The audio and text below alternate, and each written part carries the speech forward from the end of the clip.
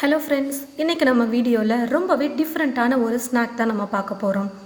ஒரே ஒரு பீஸ் மஞ்சள் பூசணிக்காய் இருந்தாலே போதும், 10 நிமிஷத்தில் நம்ம ஸ்நாக் ரெடி பண்ணிடலாம். வாங்க எப்படி செய்கிறதுன்னு பார்க்கலாம். ஒரு பீஸ் மஞ்சள் பூசணிக்காய் எடுத்திருக்கேன்.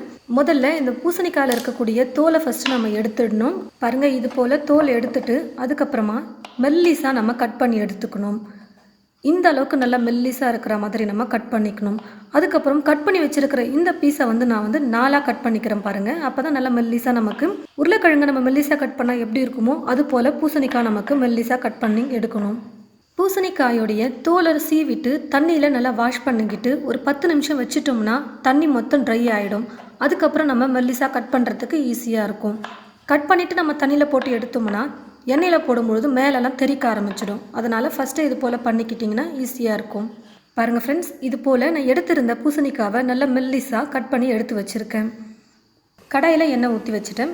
எண்ணெய் பொரிச்சு எடுக்கிற அளவுக்கு நல்லா சூடு ஏறிடுச்சு. இப்போ நம்ம கட் பண்ணி வச்சுருக்கிற பூசணிக்காயை எண்ணெயில் போட்டு நல்லா ஃப்ரை பண்ணி எடுத்துடலாம். பூசணிக்காய் ரொம்பவே சீக்கிரமாக வெந்துடும். அதனால் ஒரு 2 நிமிஷம் நம்ம தீ ஃபுல்லாக வச்சுட்டு ஃப்ரை பண்ணாலே போதும், பூசணிக்காய் நல்லா வெந்துடும்.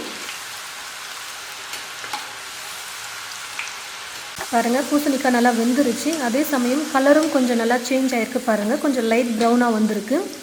பூசணிக்காய் நல்லா ஃப்ரை ஆகிடுச்சு. இப்போ நான் எடுத்துடுறேன்.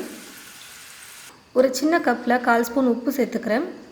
1/4 ஸ்பூன் வெறும் மிளகாய்த்தூள், 1/4 ஸ்பூன் சாட் மசாலா சேர்த்துக்கிறேன். கொஞ்சம் நல்லா ஸ்பைசியாகவும் கொஞ்சம் டிஃப்ரெண்ட்டான டேஸ்ட்டும் இருக்கும் சாட் மசாலா சேர்க்கும்பொழுது. இதை 3யும் நல்லா மிக்ஸ் பண்ணிவிட்டு ஃப்ரை பண்ணி வச்சுருக்கிற பூசணிக்காய் மேலே கொஞ்சம் தூவி விட்டு நல்லா மிக்ஸ் பண்ணிக்கிட்டோம்னா சாப்பிடும்போது அவ்வளோ டேஸ்டியாக இருக்கும்.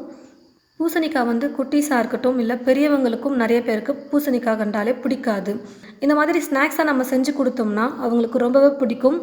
திரும்ப திரும்ப செஞ்சு கொடுக்க சொல்லி கேட்டு சாப்பிடுவாங்க.